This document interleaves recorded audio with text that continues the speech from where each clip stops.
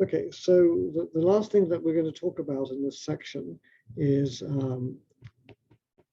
the theorem that tells you that there is no long-range order in 2 dimensions. And this is for systems with a continuous symmetry. So we're talking about continuous symmetries.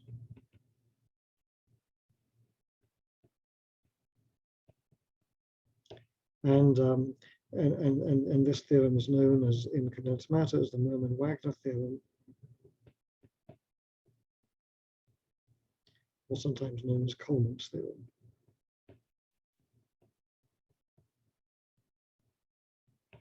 So that's what we're going to do. So I'm going to show it to you in a slightly different way than the way that you may have seen before. So let's get started with that. So we're going to have a continuous symmetry, and we're going to look at low temperatures.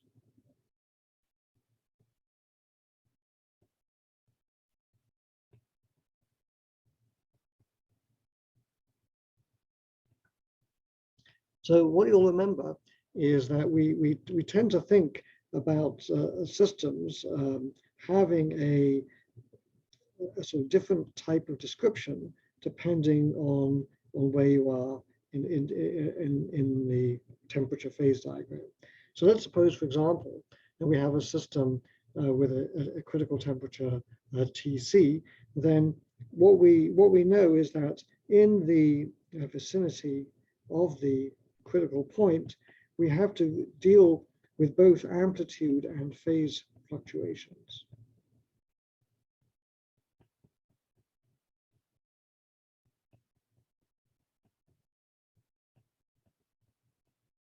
But then when we're very much lower than the critical temperature, so let's say somewhere down here, then we know that the amplitude fluctuations are frozen out.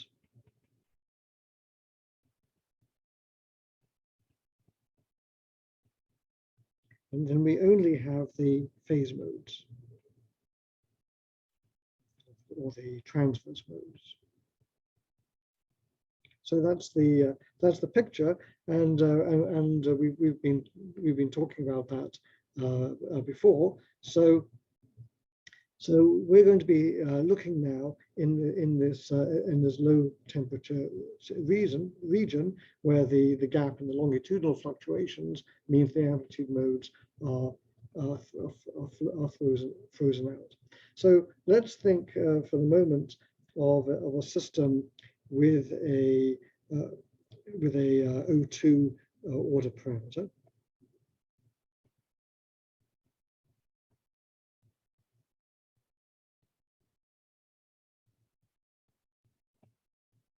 Which I'll call psi, and so what we're going to look at is the in one of the directions. Let's call it the x direction.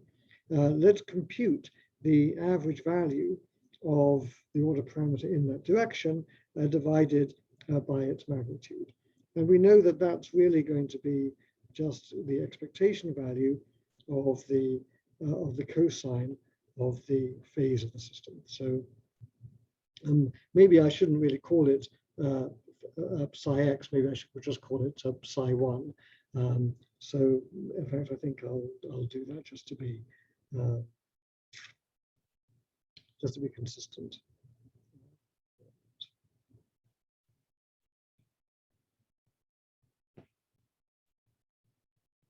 Okay, so here's our system.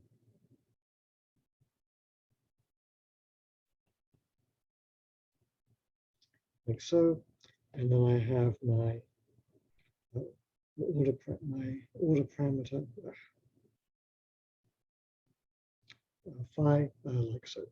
Okay, so that's what we want to compute.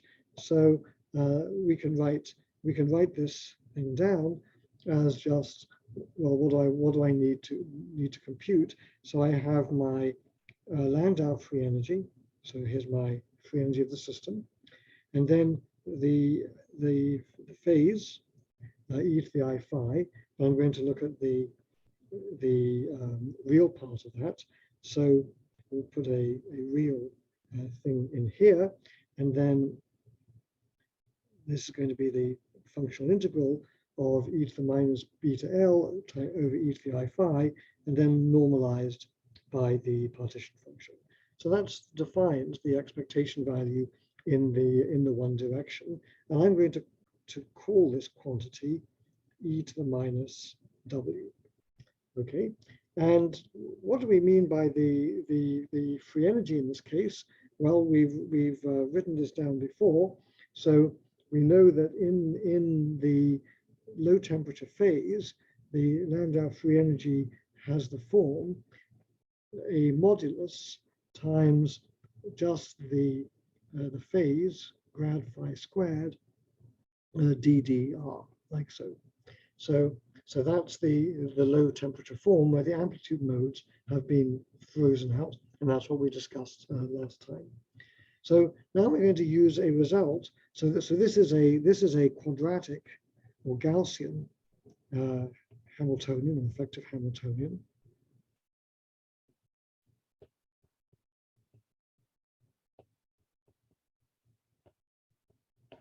And so that means that we can use the famous result for any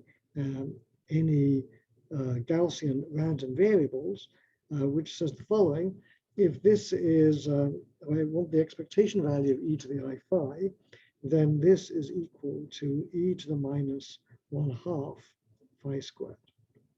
So that's just a theorem which is true for all Gaussian random variables.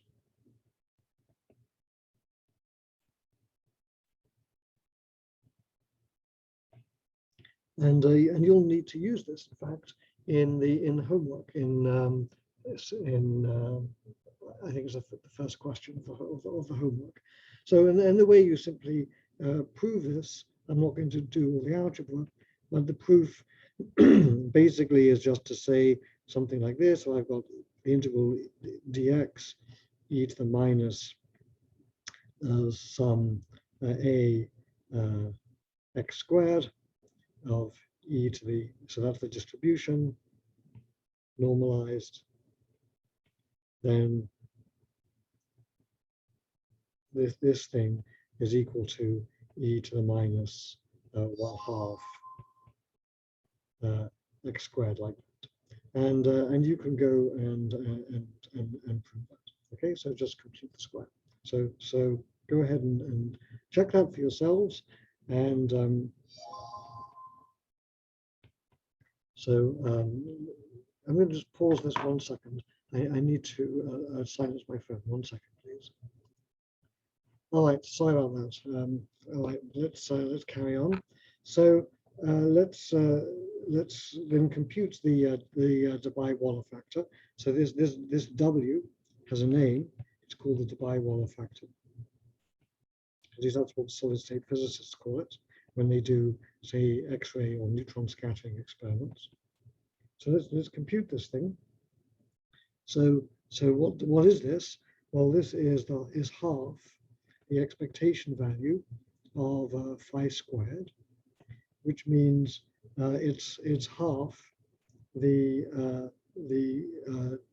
correlation function for the phase at r equals 0. So this we can write in the following way. This is 1/2 the integral from 0 to the upper cutoff of dk over 2 pi to the d e to the I k dot r minus r prime over k squared, and then evaluated at r equals r prime. So why do we have that? Well, the free energy that is just grad phi squared, so it goes as k squared. So that means that the inverse of the correlation function for the phase is just 1 over k squared. And so then we simply have to evaluate this with r equal to r prime. And so the main thing that you can see is that now if I set the spatial dimension, d is equal to 2, then what that means is that dk goes to k to the d minus 1 dk times the surface area of a d-dimensional unit sphere, which I'll call SD. And then when d is equal to 2, this thing is going to then be logarithmically divergent. So for d equals 2, the integral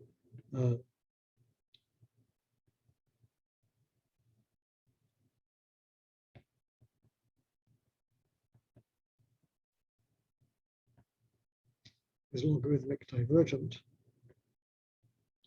And so that means that w goes to infinity. So what that means then is that there are large fluctuations about the zero temperature value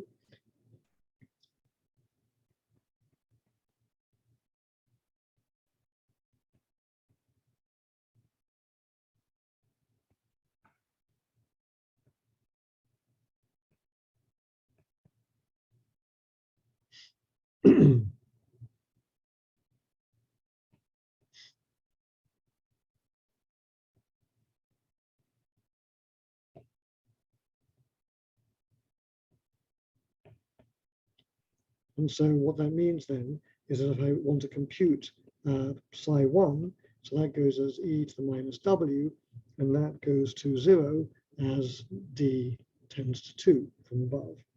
And so what that says is that we have a negligible cost of making long wavelength fluctuations.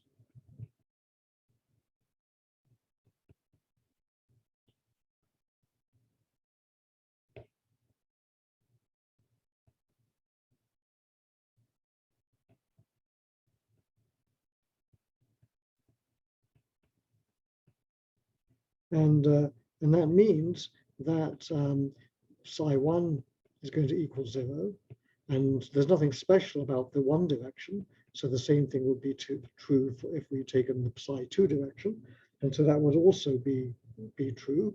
And so in general, that would be true for any of the components. And so that means that therefore the whole vector psi is going to have 0 expectation value.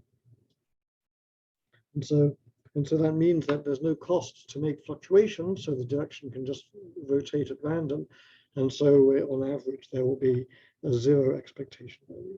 And so that means that therefore there is no long range order in 2 dimensions. And that's the result. Okay, so any questions about that before we go on to the next and last chapter? Just a quick question on the Debye-Wala factor. Mm-hmm. What are R and R prime? Well, okay, so let's just go back to over here then. So when I write down this, why do I write down 0? Well, remember G of R minus R prime would be the expectation value of phi of R prime, right? Right. So if I want just expectation value of phi squared,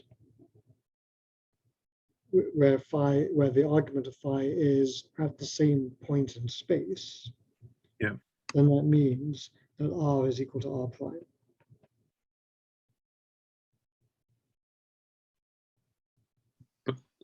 But so then why do we have an R minus R prime in, oh, sorry, yeah, I see.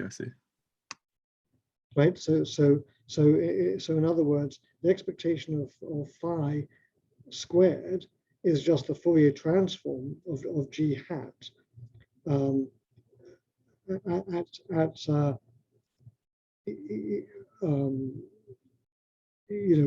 it has 0 argument. Yep, that makes sense. Thanks. Okay, so let's then completely change gear, and let me just see. There's a question in the chat. I just want to answer that. wait, hang on. There's lots of questions in the chat.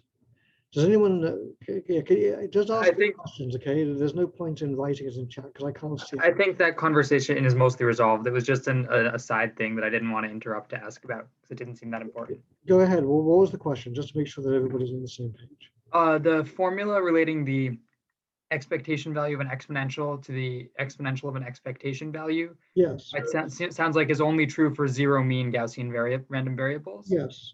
So that means we can't use it in a broken symmetry phase if we have Yes, one, right? you can just write it like this: e to the I phi is equal to e to the minus 1/2 expectation of phi squared minus phi squared. Mm-hmm. Okay, so it's just the second cumulant. Would that change anything about our argument? No. Okay. Cool.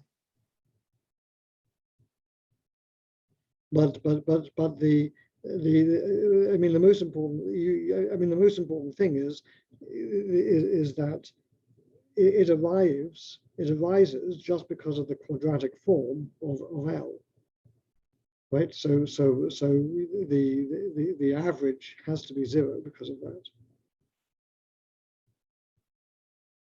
Oh, I see. Right, we've assumed this particular Landau free energy form. Okay. Well, we didn't just assume it. We proved that that's what it has to be when you're at low temperatures. Remember, we did that last Right. time. Okay. Yeah. Okay. Mm-hmm. So that answer your question? Yeah, I think so. All right. And I saw there were some other questions in the chat. I think it was all just discussion of that question. Okay, fine. All right. So let's move on then to the next chapter. So I think this is chapter 4, but I can't honestly remember. Actually, I don't know what chapter it is. Well, anyway, so this is going to be on non-equilibrium systems, and what I want to talk about is non-equilibrium pattern formation. So I think I'm going to not talk about liquid crystals or quantum Hall effect this year. So I think what I'd like to talk about is just a very different example, but one which I think is quite important and is interesting to me in my research, and it's certainly something you won't hear about anywhere else. So this comes up in biology, it comes up in ecosystems, it comes up in chemistry, it comes up in material science, comes up in physics, comes up in even in high temperature superconductivity. So what we're going to be looking at is systems that are far from equilibrium.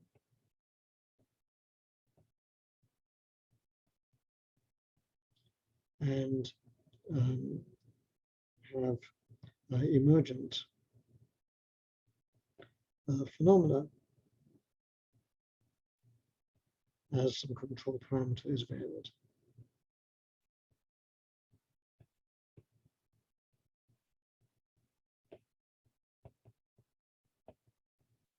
Okay, so that's what we want to look at, and the generic aspect of non-equilibrium systems is that they form patterns in space and time.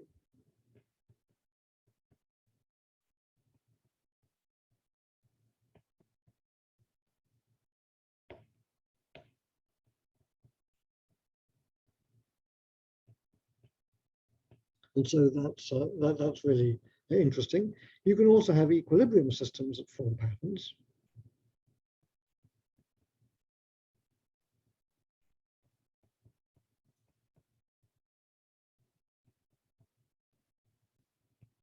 So let me give you an example that I particularly think is interesting right now, and that would be, for example, electronic gas, electrons in the cuprate superconductors. So normally, when you've been doing your classes, perhaps in condensed matter physics or solid state physics, you're used to the idea that the electrons are some homogeneous electron gas, and then you try to work out the properties of the system. And so you assume that everything is translationally invariant. But what we've learned in the last 20 years, and actually the first one of the first people who recognized this was Eduardo Fradkin and Steve Kjolson, Eduardo being here, of course. What they understood is that the electrons in cuprate superconductors spontaneously break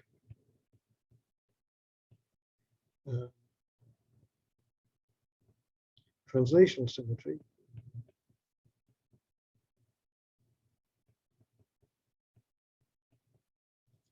And form a charge order, or sometimes called a charge density wave. And so the properties of high temperature superconductors are in fact dominated by what are known as stripe phases. And the elucidation of those is still something that is pretty problematic and not terribly well understood. So that's one example. The example that I'm mostly going to be thinking about here in this part of the course is non-equilibrium fluid systems.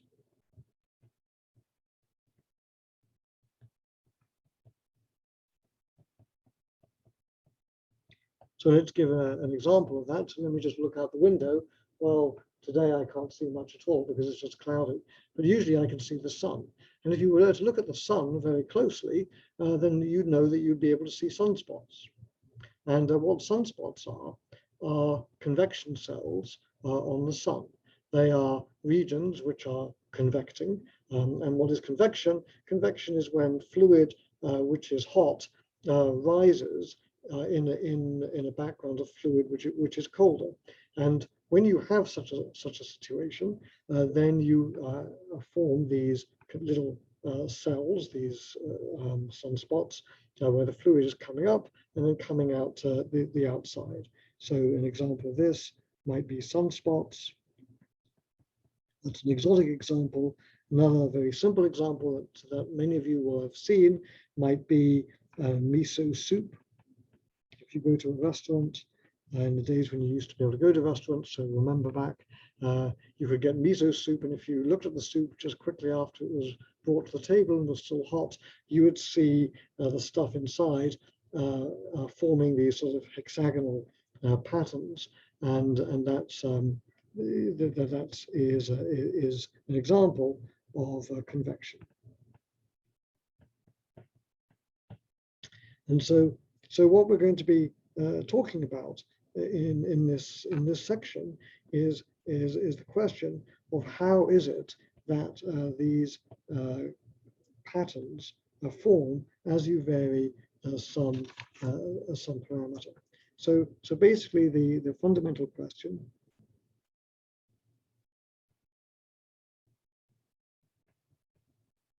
is this: you might have some variable, whatever it may be, and let's call it psi, and then for epsilon less than some critical number, this field is just translationally invariant, spatially uniform, sketched over here. But then as you vary the control parameter, the system develops some kind of order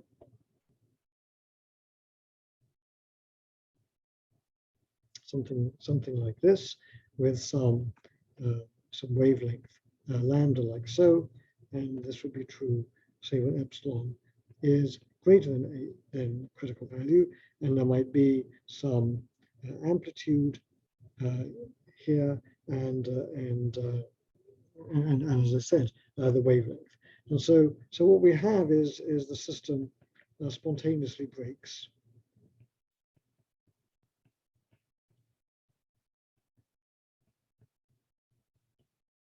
A continuous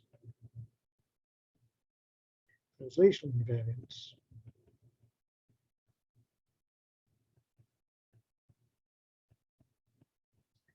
down to discrete translational variables.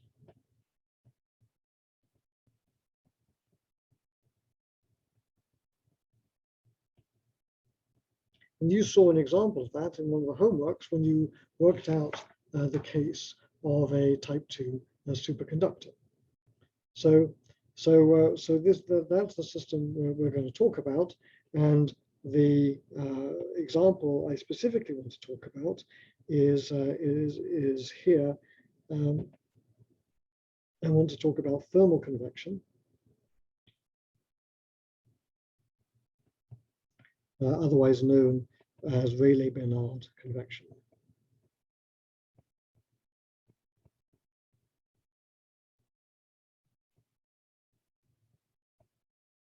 I'll just use the abbreviation RBC to represent that. And so what we want to understand is the problem of a fluid heated from below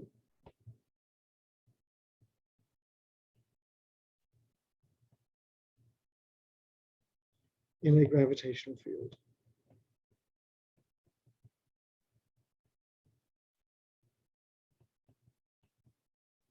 And the things that we want to understand is when does a pattern form?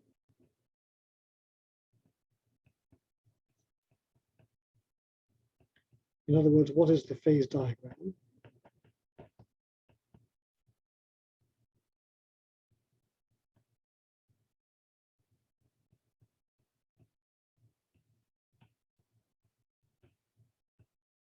This is a non-equilibrium system.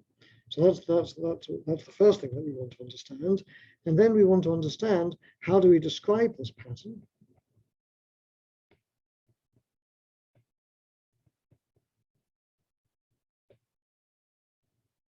And its spatial and temporal fluctuations.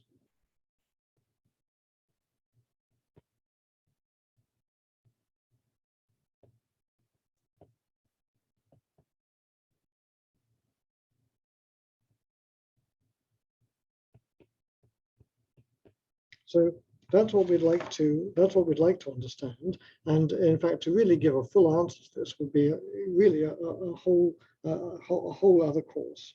Now, but we'll be able to get pretty far. Now, the thing that I want to show you that is completely amazing is that when you try to understand this kind of system, the description that we're going to end up with is going to be exactly like the description that we ended up with for superconductors or for other systems with continuous symmetries. So amazingly enough,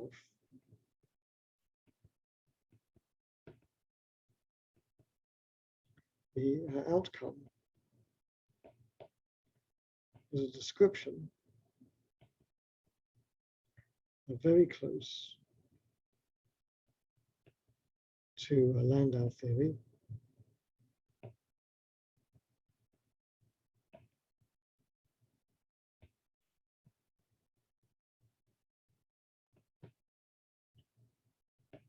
And what we're going to see is that there is a scaling, a universality,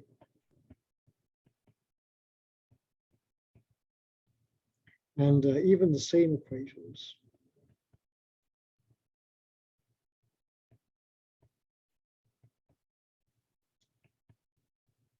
that we've seen in equilibrium static.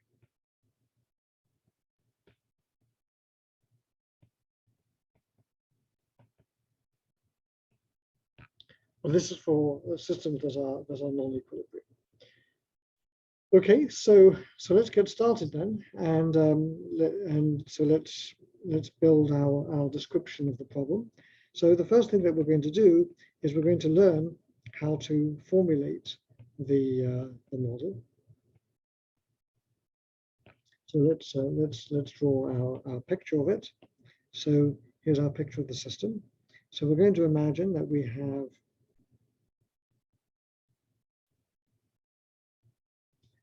two plates, like so, filled with fluid. Okay, so there's fluid in between, and then this bottom plate is going to be the hot plate, And so it's at a temperature which I'll write as T plus delta T, and then the top plate is cold, and so I'll write that at the temperature T. And then what we're going to assume is I'm going to call this direction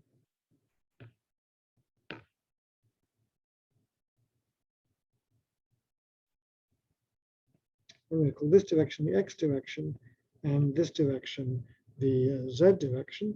And then, of course, we're going to have gravity. So gravity, okay,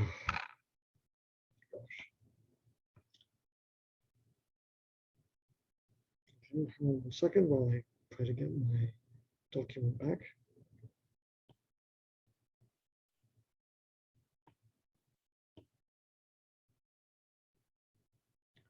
Okay, well, it looks like we have everything here.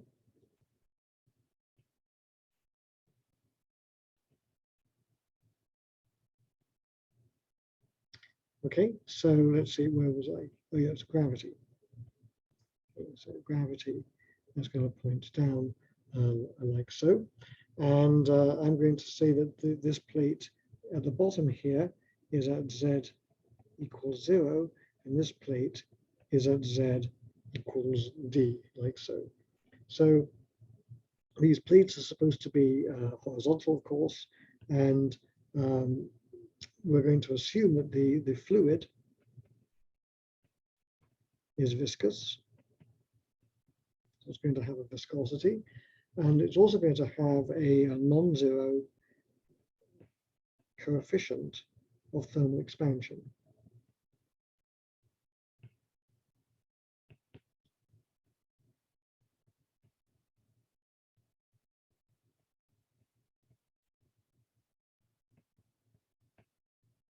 So let's see why that's important. So the basic cartoon picture of the system is this.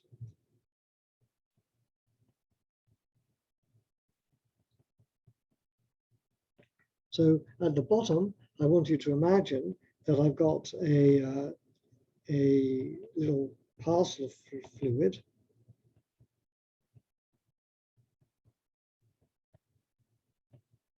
which is hot. So what do hot things do? So hot things expand. And so because it expands, it has lower density than it did have before. And because it's in a gravitational field, then that means it's going to rise. But when it rises, it's going to cool. And when it gets to the top, it's going to be at the temperature T, and then once it rises, once it's cool, it's going to then it's going to contract, and so then it will have a higher density, and then therefore it is going to descend. And so what you might expect to happen then is that I'm going to get fluid that is going to start off down here. It's going to expand up to the top. Once it gets to the top, it's going to then cool down and come back down like so. And now the question is, as independent packets of fluids do this, how are they going to self-organize as a result of this dynamics? So the question that we want to understand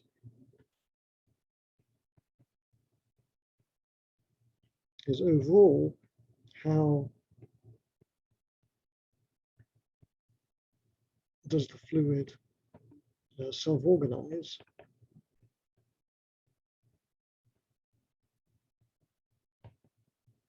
into rising and falling currents? And you might expect that it would depend on the geometry of the system. For example, you might expect that perhaps I get some system like this. Let's draw our box.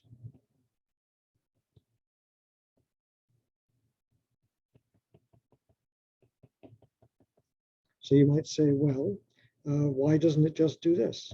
Maybe something has to go up, maybe something has to go down over here, and so maybe what happens is you get a circulating current like this, and that's indeed something that can happen. That would be called a large-scale circulation.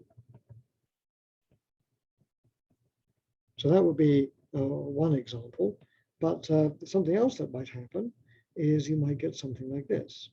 So let's draw the picture, but I'm going to draw the aspect ratio rather differently.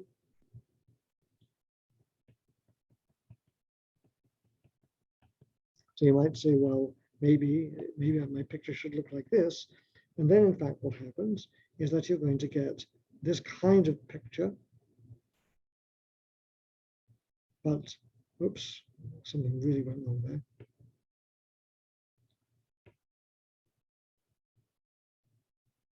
So a circulating current like that, and then it can happen like this.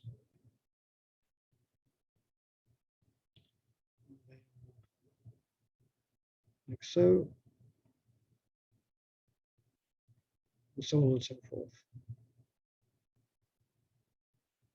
And so now I get a sequence of cells that organize, and so this might be called a cellular state. And I've drawn this as if it's two-dimensional, but actually this thing may well be three-dimensional. So in 3 dimensions, this may look like this.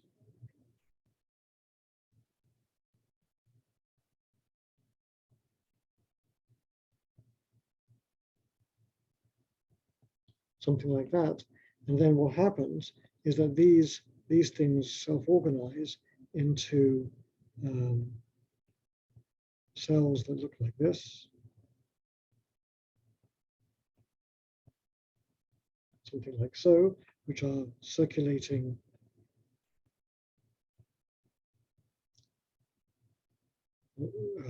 in counter-rotating ways adjacently, and these things would be known as convection modes. So that's that's one kind of pattern that can emerge. Another kind of pattern that is sometimes seen is when I get something like this. If I look down on it from above,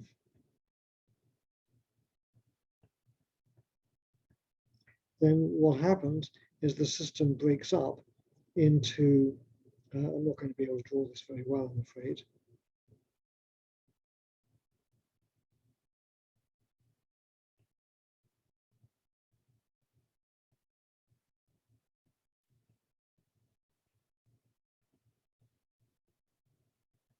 So something like that. And what's happening in these regions here is the fluid is coming up in the middle of these regions, and then the fluid is going down. I don't know how to draw it down. I guess down would be like this.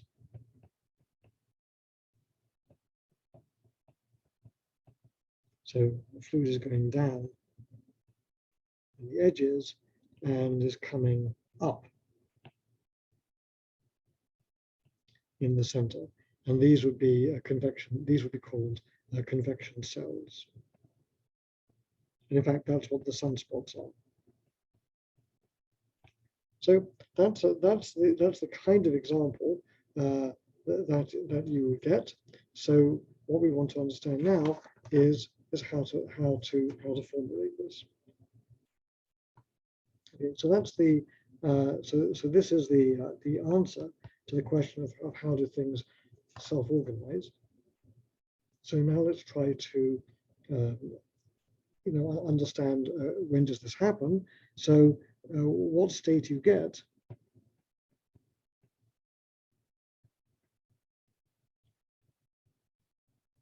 depends on many factors. It depends on the boundary conditions.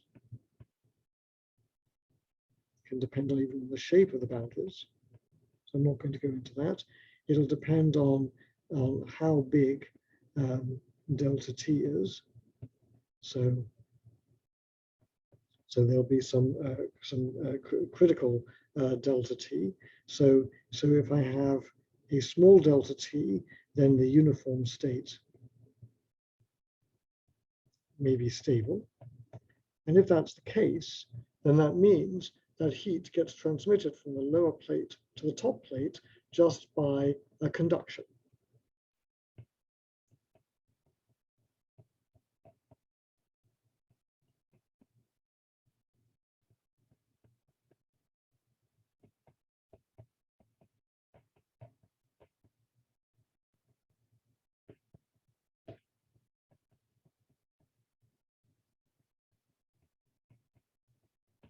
So there'll be some sort of diffusive process. So the fluid will be stationary.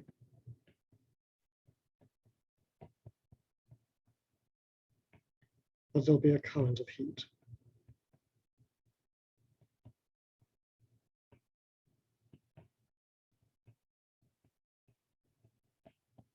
In the z direction. On the other hand, if delta t is larger than a certain amount, then what you have is a pattern forms, one of the patterns that I've sketched over there. And so, so that's roughly speaking what the phase diagram is going to look like, and it's quite a complicated phase diagram. So we're not going to really try to capture that in detail for the moment. So that's the idea. So how do we formulate such a problem? Can I ask a question? Yes, go ahead. So when you say uniform state stable, does it mean that the density is just constant, even though the bottom is hotter than like the top water? What I mean is that it's constant in the x direction or the xy direction. So it's translation. I see. It's translation invariant. Now it may vary with height z. Okay. But not in the xy direction. So that's a good question. So let's add that uniform state in the xy plane.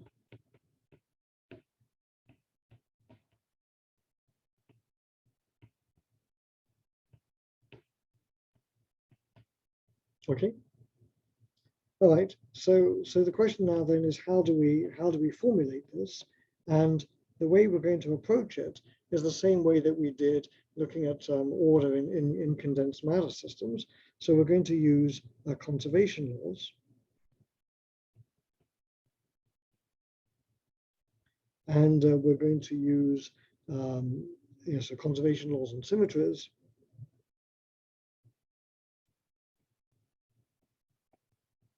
And then we're also going to use constitutive relations.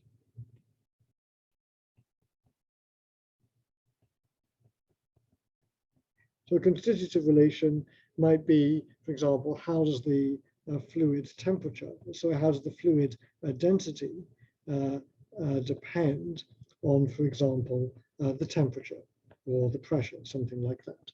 So in other words, that would be like what we would have called an equilibrium, e.g. the equation of state.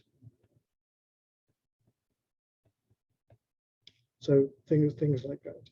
So what are the conservation laws that we have here? Well, we have conservation laws. We have mass conservation.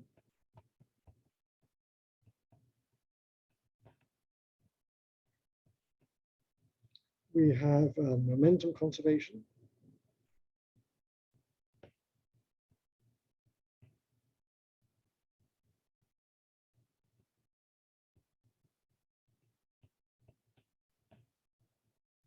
We have energy balance.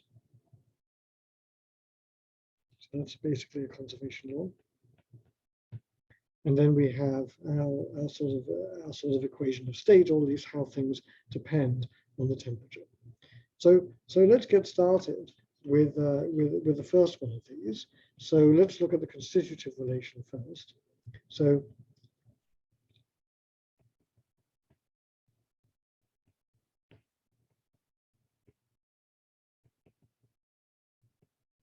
we'll call the density rho, we'll write this as some mean density, which I'll call rho bar, times 1 minus alpha of T minus T bar. Okay, so what are these things? So by this I mean that rho of this reference temperature, T bar, is what I mean by rho bar. T bar is some reference temperature, say the temperature of the bottom plate.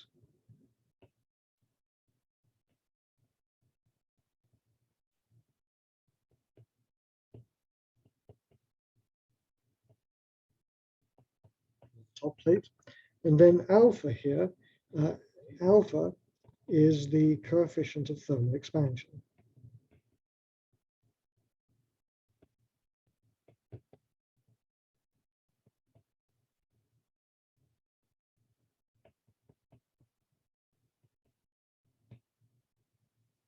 Okay, so now in this picture, we're going to have now the fluid starting to go up and then to come down. That's the picture that we have here on the left panel. And you might ask yourself, well, what else do we think is going to be important? Well, obviously the coefficient of thermal expansion is going to tell you how fast you go up, but of course it's going to be multiplied by the gravitational field, because it's going to just simply depend on how strong gravity is. That's going to tell you how much is the buoyancy that you get by having some thermal expansion. But then something is also going to slow the system down, because remember that you've got a local hotspot of heat, but of course whether that hotspot stays there or not is going to depend upon the coefficient of thermal expansion. Sorry, the thermal conductivity. So let's ask ourselves, what factors compete with temperature induced buoyancy? So one of those factors is going to be the thermal conductivity.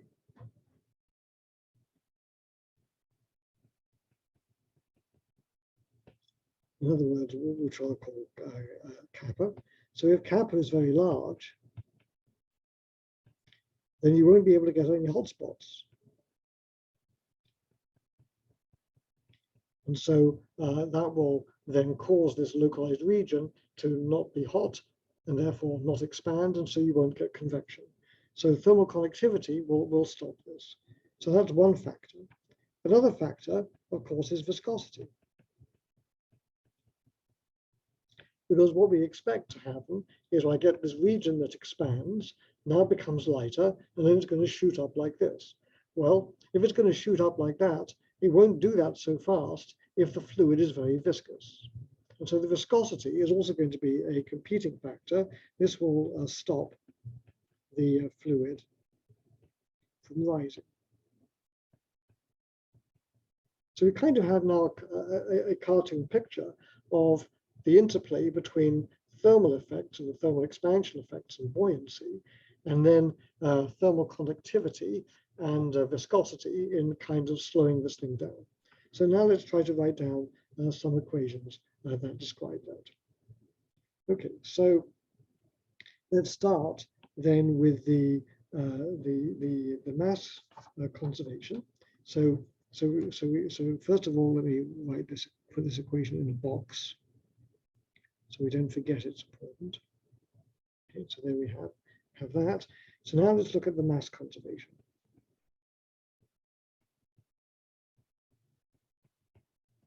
Okay, well, mass conservation is easy because whenever you have a conservation that says that d rho by dt plus the divergence of the current is equal to 0. And what is the current? Well, the current is always given by the fluid density times the speed at which it is moving, which I'll call u. Okay? And we're going to assume that for all intents and purposes, we're going to make the assumption that the variation in density is going to be small.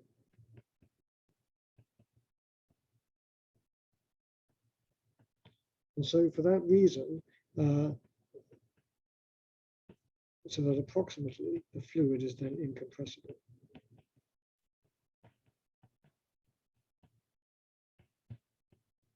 I'm just making this approximation for pedagogical reasons, but you can go beyond that, of course.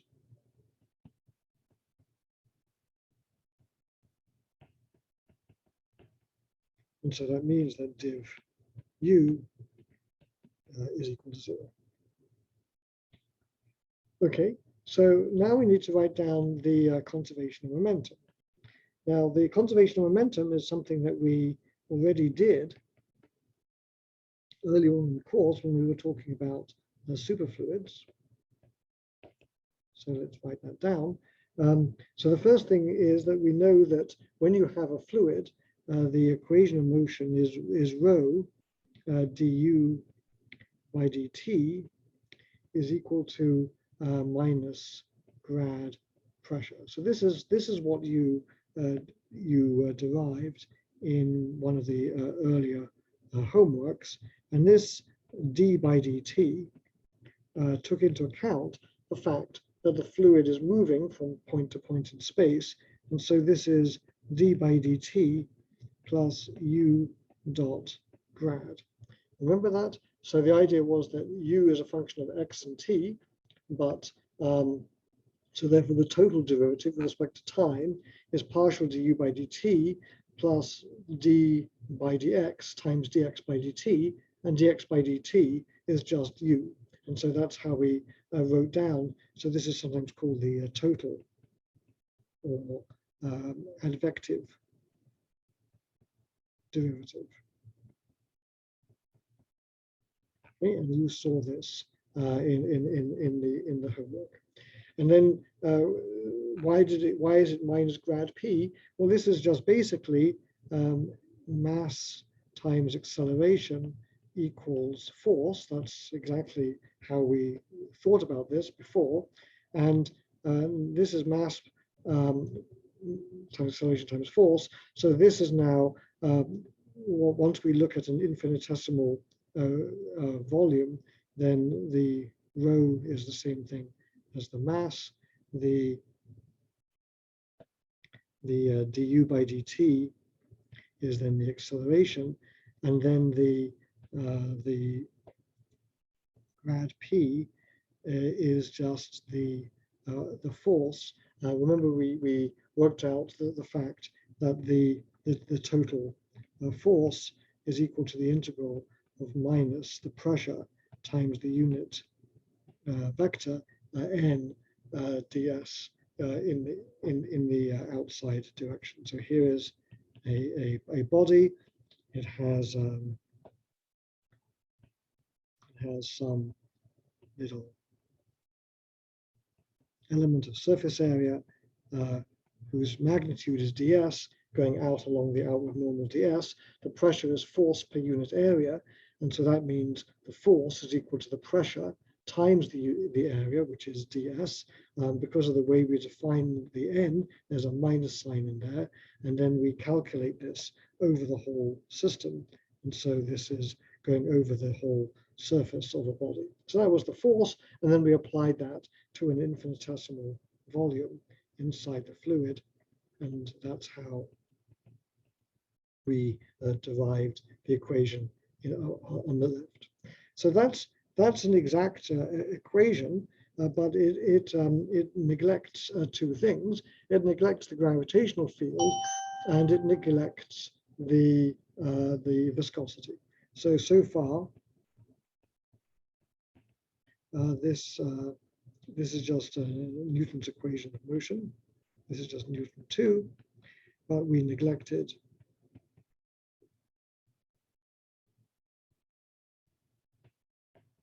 gravitational field, and we neglected the viscosity. So let's think about how we put those things in. So the gravity just gives you a term rho gh for the energy, and so then we take the gradient of that. We just simply get rho times g. So let's put in the gravity. So that will give us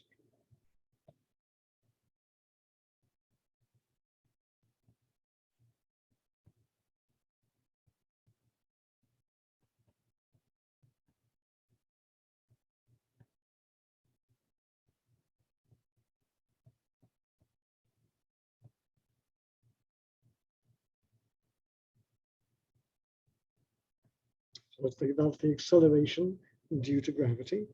And then we need to put in the viscosity. So let me tell you how we're going to put in the viscosity. Now, even if you don't know anything about fluid dynamics, we can put this in by simply using the same kind of ways that we talked about things before in equilibrium. So how do we expect viscosity to enter? Well, the way we expect it to enter is this. There's going to be an extra term here. And that extra term certainly is going to, if it's going to be a viscous term, it's going to be a term that causes the system to slow down when there is differences in velocity. So it's going to be a term that depends on the gradient of the velocity field. Okay, so it's not going to depend on the velocity field itself, it's just going to depend on gradients of it.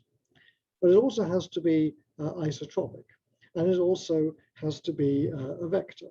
So the only thing that we could have that comes in here is a quantity which is going to go as del squared u, and then we're going to call the coefficient of this. It's got to be something, so we're going to call that coefficient eta, and that's going to be the viscosity. So let me just now write that down. So the viscous term.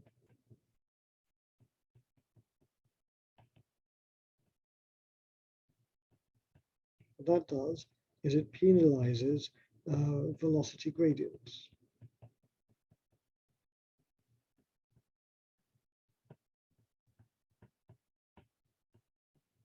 So we need a term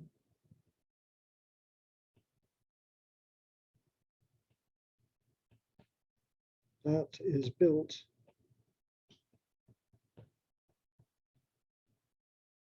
from derivatives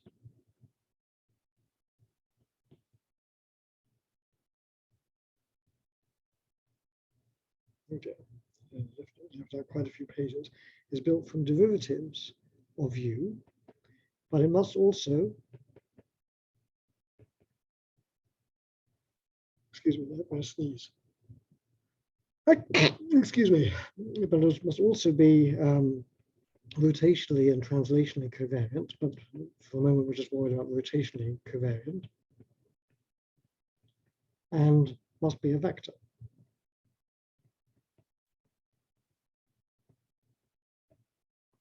And so the lowest order term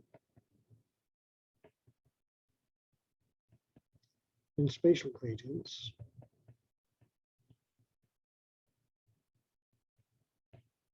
is del squared u.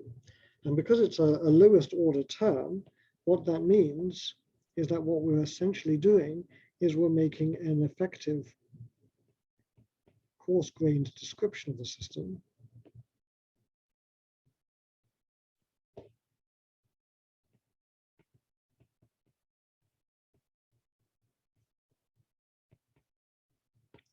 and because this term is linear in U,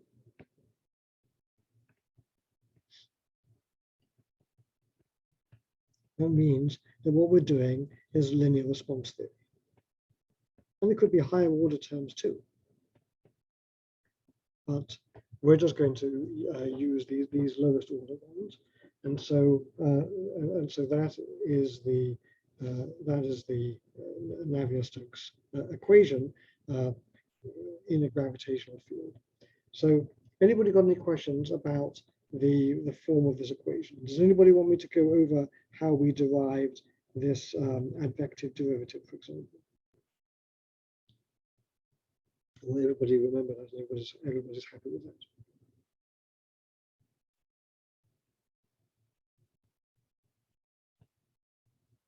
Okay, so let's move on. Okay, so far we've just talked about the fluid, but we haven't talked about the temperature field. So the next thing we have to talk about is the temperature field.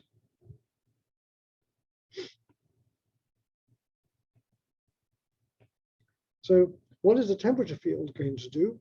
Well, the temperature field is going to obey the diffusion equation.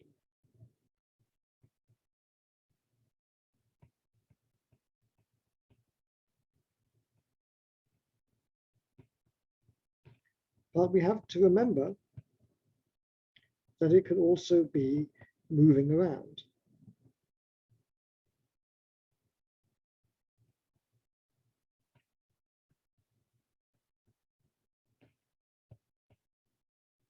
So the fluid is allowed to move. Okay, so I'm just going to write it down in any case. So what that means is if I've got a property of the system, f of x and t, some property,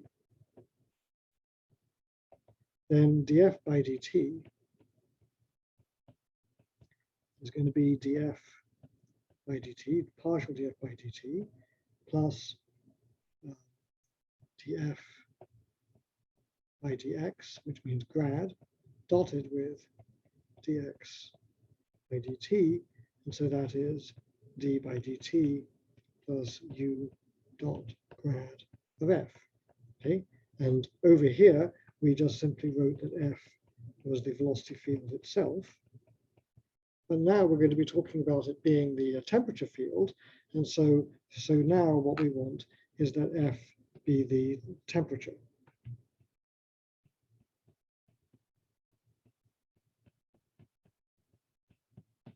Like so. So what that means then is that our diffusion equation for heat is slightly different than the one that you're used to.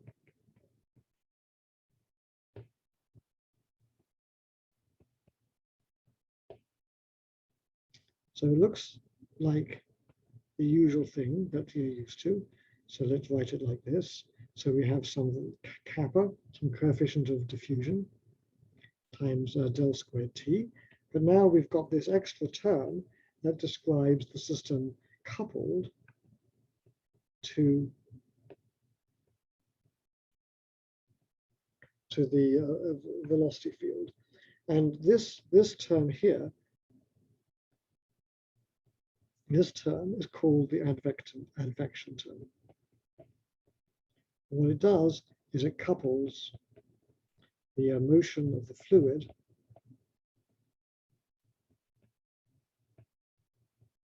U to the temperature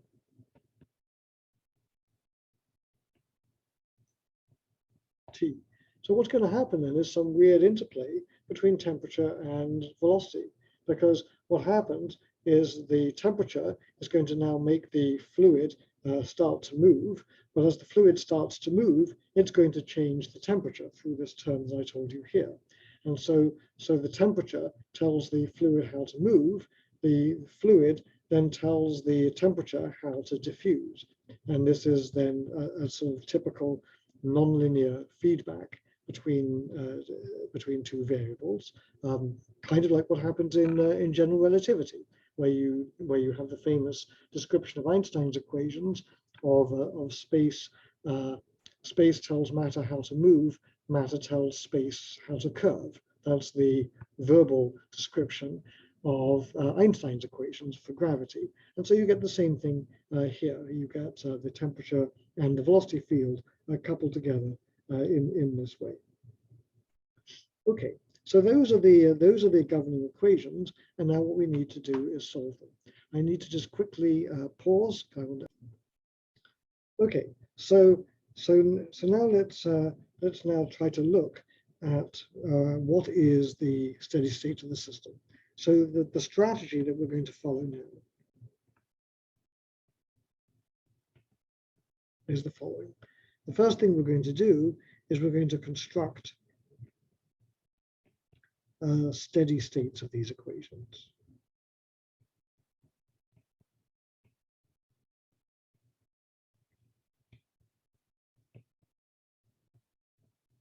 And their boundary conditions.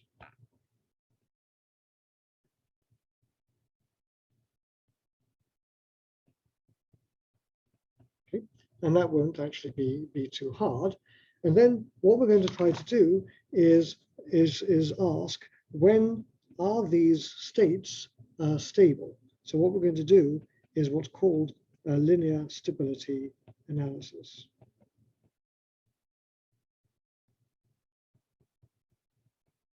So what we're going to do is make a small perturbation about the steady states. The equations are quite nonlinear. Where does the nonlinearities come from? Well, let's go back to the Navier-Stokes equation. So if we look over here in the left panel, you can see that there is this term u dot grad u. And this term here is the only nonlinear term in this problem, but it's a really, really nasty nonlinearity. It's the reason why turbulence is still unsolved. It's the reason why this problem is a hard problem. So this seemingly benign, trivial, quadratic order nonlinearity turns out to be really mathematically very nasty. And so, in order to understand the stability of a steady state, we won't be able to do that in an exact way, and so we'll have to do it to a linear order, okay, which is sort of like looking at small fluctuations about Landau theory, which is like looking at Gaussian fluctuations as we've done in statistical mechanics. So that's going to be the idea. We're going to look at the linear stability analysis, and what linear stability analysis will then tell us is when do patterns first form.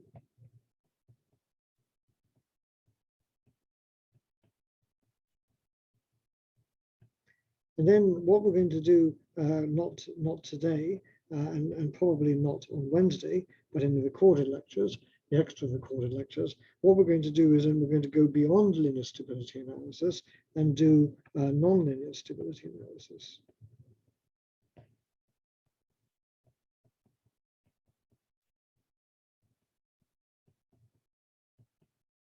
And to do nonlinear stability analysis, essentially what we're going to do is we're going to construct the analog of Landau theory. And we're going to see how this emerges fairly naturally from the system. And well, I'm going to put this as Landau theory in quotes. And so this is going to be a description of the system close to the onset of patterns. And just in the same way that Landau theory was a description of a system with an order parameter close to the onset of long-range order. And of course, I'm not going to do this in the class at all, but one can go beyond that, and one can look at the behavior well above, in fact, well away from the onset of pattern formation.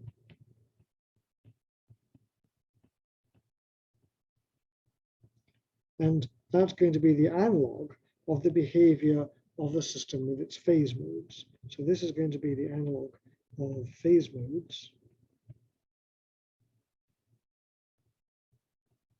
And this thing here is going to be the analog of Landau theory near the transition.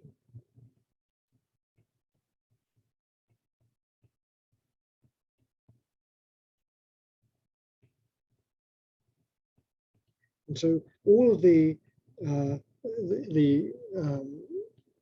approaches that we saw in equilibrium condensed matter also carries through to this non-equilibrium system.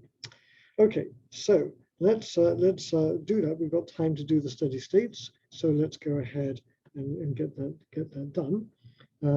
So let's have a look at the steady states.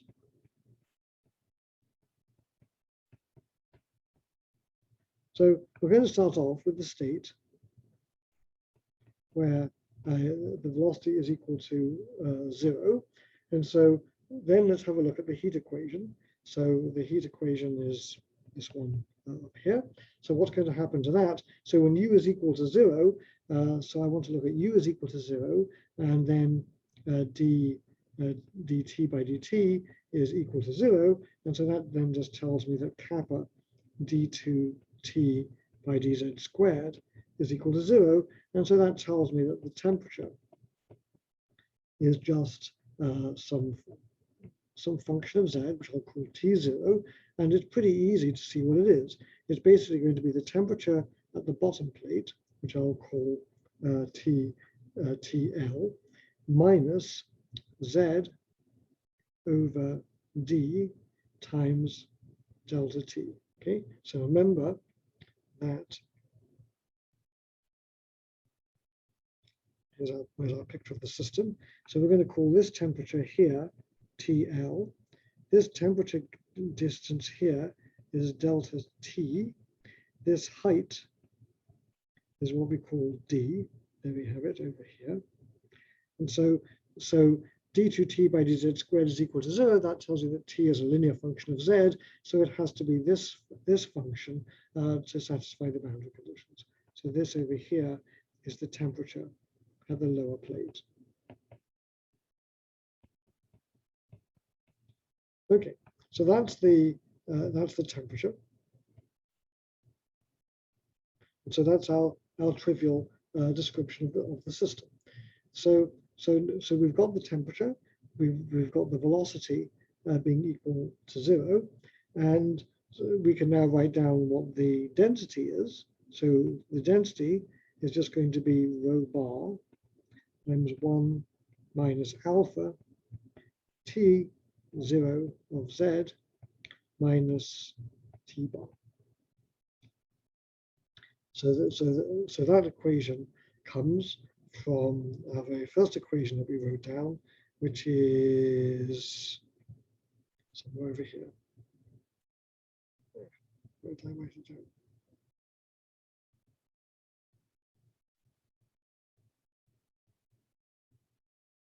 So this equation. Okay, so that's how the density varies. So we know how T varies with Z, so that goes in here, and that tells us then how rho varies with Z. Okay, so now that we have this, then what does the Navier-Stokes equations themselves tell us? Well, the Navier-Stokes equations tell us then what the pressure satisfies. So then the hydrostatic pressure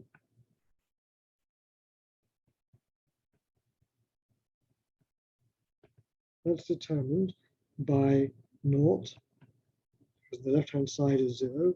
This is now minus dp by dz, and I'm going to call this solution P0. So dp by dz minus rho naught of z, let's call this rho naught,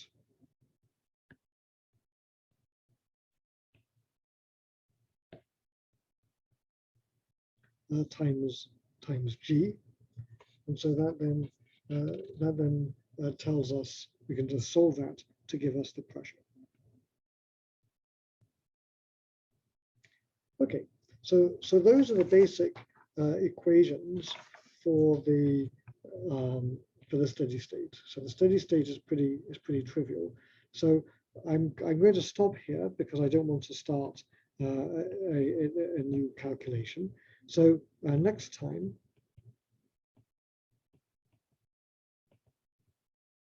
what we're going to look at is small perturbations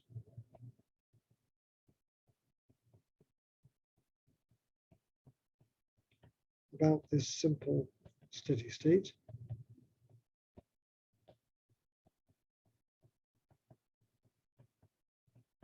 So in other words, essentially what we're going to be doing is looking at the linear susceptibility that we did in StatMech.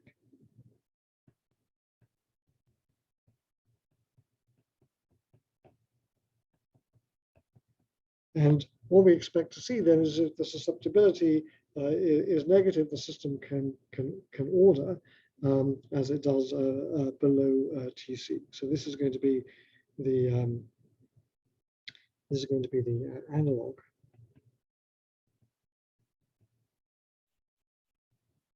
of looking at, say, the magnetic susceptibility, which is greater than 0 for T greater than TC, but when evaluated at n is equal to 0, but chi t becomes negative when t is less than Tc at n is equal to 0.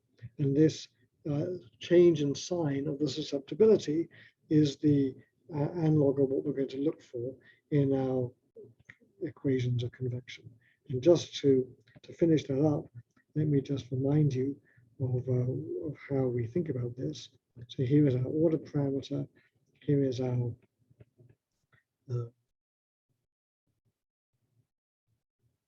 potential, and so in this situation, here we are, T is greater than Tc, and the susceptibility is greater than 0, and the susceptibility is just d psi, is just the curvature of the potential like this. On the other hand, if we're below Tc,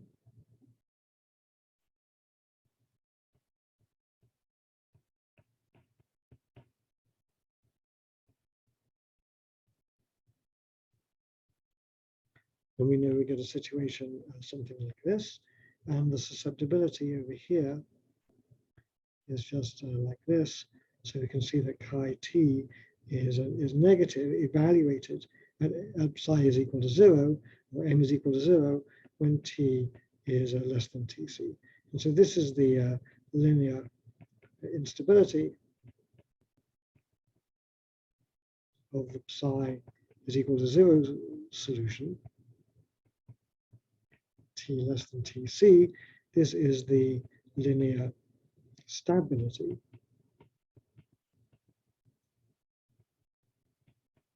of psi equals 0 solution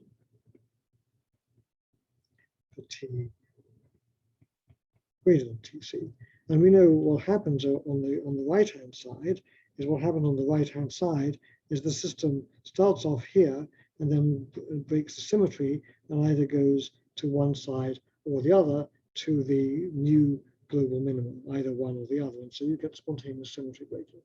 In the current system, in the case of the convection, we don't have a potential like this, but nonetheless, this idea of the stability is the thing that carries through and is the equivalent of what one does in equilibrium state break. Okay, so that's what we'll do on Wednesday, which will be our last official lecture. And I'm going to stop the recording now, and I'll be happy to take any questions.